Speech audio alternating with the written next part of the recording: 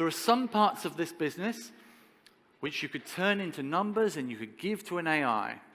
Maybe that AI doesn't exist yet, but I'm sure you can think of parts of the business that could be given to an AI. But there are other parts of the business which could never, ever be modeled. There are parts of your lives which you could give to AIs and have them handle it. But there are other parts which you can't turn into numbers. You can't turn kissing into a spreadsheet, or poetry, or wine drinking, or any of the good human things that we all like to do. You can turn accounting, maybe some HR, but drinking wine? Eating tapas? No. And so we have an opportunity. The world has an opportunity facing it. This opportunity is that we can and we must re-examine everything we do, both at home and especially in the workplace. And we have the opportunity to decide what is for humans and what is for the machines.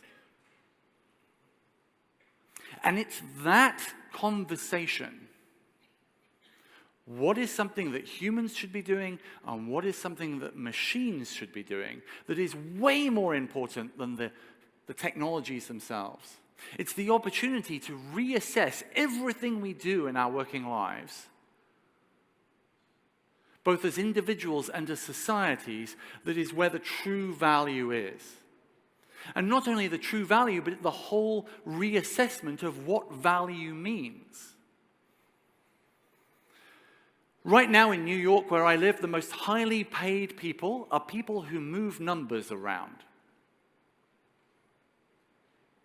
And amongst the lowest paid people are the people who look after sick people, and old people and children. Now, out of those two different types of jobs, one is really obviously possible to give to a machine, and the other one probably never. And so over the next few years, we're going to start to see a shifting in the balance of what society finds more valuable and what we as people find more valuable. And that discussion is something which will come from the technology.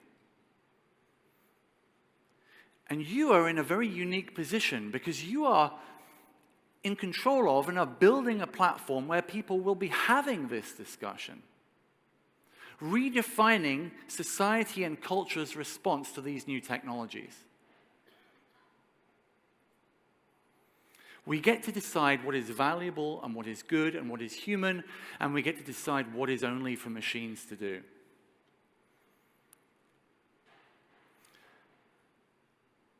There is increasingly an idea that if you can talk about optimizing something, then the thing you can optimize, you just give to a machine. Because if you can optimize it, it means it can be a number, and if it can be a number, machines can do it.